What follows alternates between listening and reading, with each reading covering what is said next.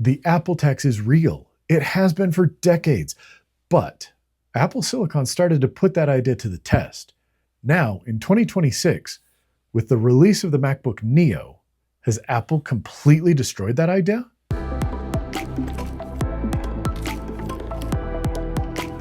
Thanks for stopping by. Imperfect Practice is about how the tools and everything around us can help make our lives better. If that's something that you like, I hope you'll subscribe and go ahead and leave a comment below. The truth is, for most of the people in my life, I'm the tech guy. I'm who they come to when they have questions. And most importantly, I'm who they ask when they want purchasing advice. The truth is, there's real pressure in that. I was a die-hard Windows user for decades. I had iPods and I had iPhones, but I had continued to use Windows regularly. That was until I bought a MacBook Pro. Now, the truth is, I am a full-time Mac convert. And the problem with that is I've struggled to recommend Apple laptops to lots of people because of the price. But with the MacBook Neo, that entire calculation has completely changed. The MacBook Neo is Apple's new low-price laptop. It's a $599 MacBook powered by the chip that was used in the previous version of the iPhone 16 series. Prior to the release of the Neo, Apple's least expensive laptop was the MacBook Air, and it started at $999. The truth is, $599 is a pretty big drop in price. And Apple is extremely generous with education pricing, so a lot of people are going to be able to get the MacBook Neo for $499. But most importantly, the Neo runs full macOS. This isn't a glorified iPhone or an iPad, both of which are devices I use and I love. But the MacBook Neo is a true computer running a full desktop operating system. Well, why does that matter? As I said, I was a Windows user. I was comfortable with it. I'd used almost every version since 3.11, and I was mostly happy with it. Yeah, there were all those Windows quirks that you had to deal with, but because I'd grown up with it, I was comfortable with that. But that changed when Windows 11 rolled out. Over the years since Windows 11 has been out, I've been using it on multiple machines, and I found it to be a mess. It is bloated. I find it to be slow. It's buggy, and especially in the last few years, it is so aggressive at shoving Copilot down my throat that I can't stand it. Updating Windows feels like a full-time job. Windows 10 was a much better experience than Windows 11, but unfortunately, it's been sunset, and it's not going to be getting security updates unless you jump through hoops or are willing to pay Microsoft money just to keep it safe. Combine that with hardware requirements to run Windows 11, many of which are completely arbitrary. There's estimated that there's between 200 to 400 million Windows laptops out there that no longer are safe or secure. And the only option for those people is to either use an unsecure and vulnerable machine or buy a new one. That's not a small problem.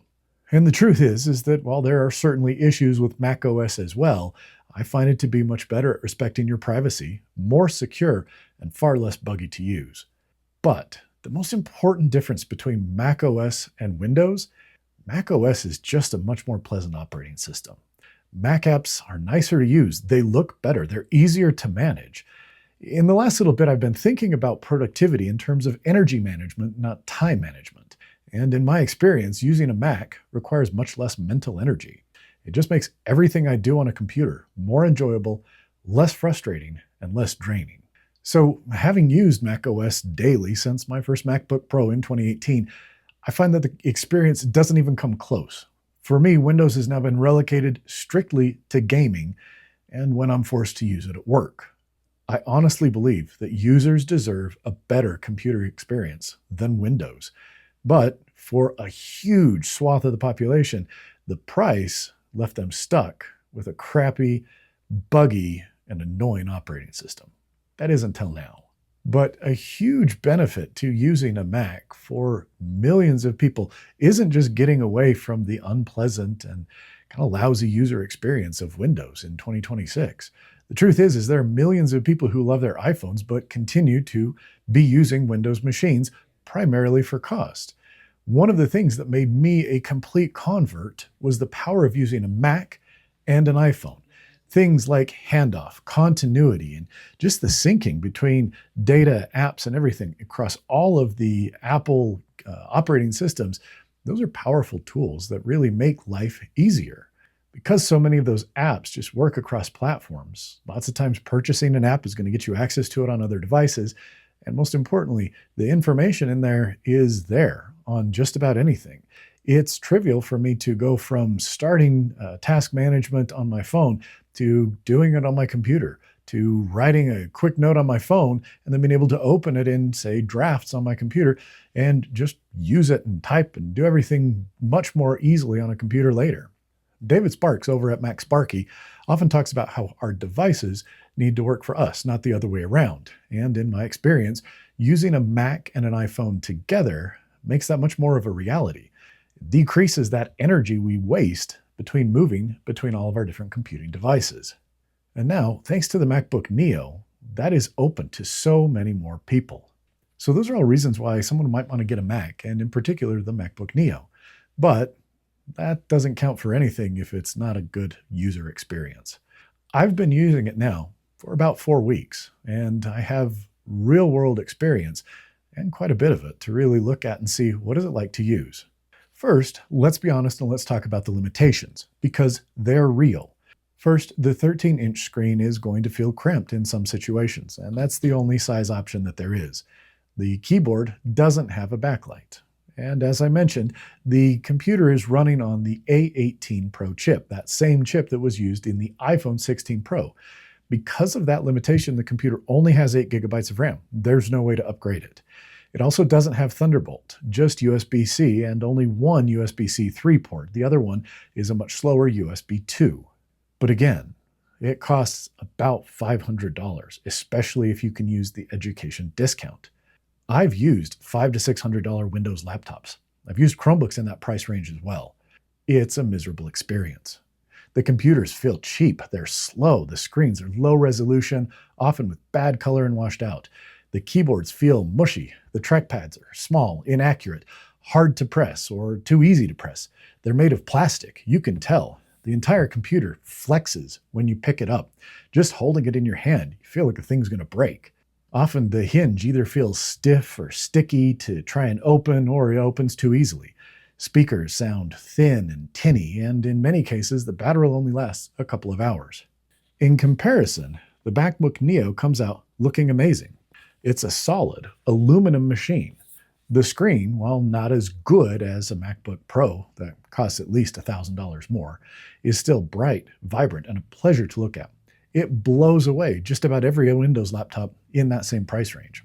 Since it's using the A18 Pro chip, it runs cool and silent. Battery really is going to last all day, and pretty comfortably at that. In my experience, I charge it every few days, and many of the tests that I've found show it lasting around 13 to 15 hours of continuous use.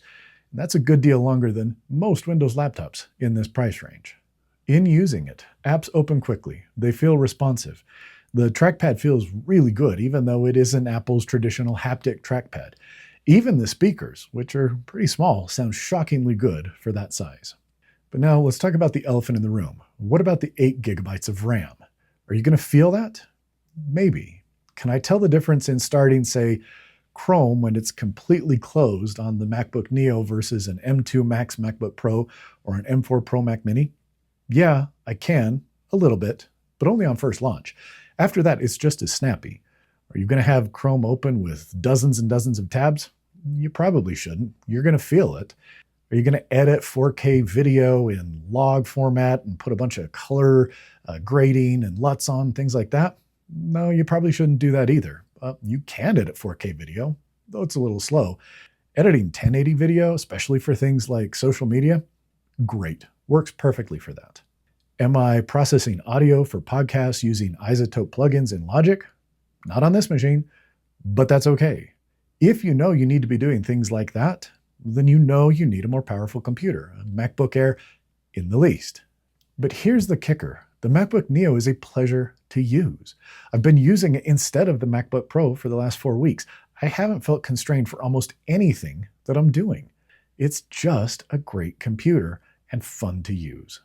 So who's the MacBook Neo for? Well, When people ask me what computer to get, the first question I usually ask is, what's your price range? And then we start from there. I don't think that's the case anymore. I think that in 2026, 90% of people are going to best be served by buying a MacBook Neo. Are there people who shouldn't get this? Well, of course there are. If you need Windows, or you know that you need to do heavier lifting with your computer, you should choose something else. But for what most of us do almost all the time, surfing the web, writing, email, maybe watching videos, social media, listening to music, the MacBook Neo will serve all of those, and it will do so excellently. And again, it's going to do that at under $600. So after using the MacBook Neo for the past few weeks, I've really come to realize this is a big freaking deal. At this moment, the Windows and Chromebook markets don't have an answer for this. The Neo is nicer to use than any laptop I have used in its price range, and honestly, is at least as pleasant of an experience as any Windows laptops that cost $1,000 or more. In fact, in the past 2 weeks, there's been 2 articles on The Verge that highlighted the importance of the MacBook Neo. Tom Warren, who's a senior editor and is really focused on Windows and Microsoft, wrote an article titled, "The MacBook Neo is the best thing to happen to Windows in years," and points out how its release is already pushing Microsoft to do better. Antonio Di Benedetto wrote, "I tested 3 Windows laptops in the MacBook Neo's price range. There's no contest." After using comparable machines from Asus, Acer, and Lenovo, he points out that overall, not a single Windows machine is as good of an experience as the Neo. And that was including a Windows PC that retails for over $1,000, but they were able to get in about the same price as the Neo. I think this really emphasizes the key aspects of using the MacBook Neo. Despite its price and comparatively lower specs in some areas, it never feels like using a budget laptop. You get a premium feeling device running what is, in my opinion, the best desktop operating system available. No, this is not a pro laptop, and that's fine. It isn't priced as such. People who need a machine that does more than a Neo already know that that's what they need.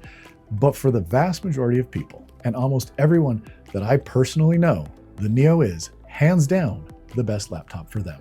Yes, I've only been using it for a month, but the only pain points I've run into are ones that I expected. I have been impressed in using the MacBook Neo in every way. The truth is, as of right now, this is the default laptop recommendation for almost everyone, and at a price that simply cannot be beat.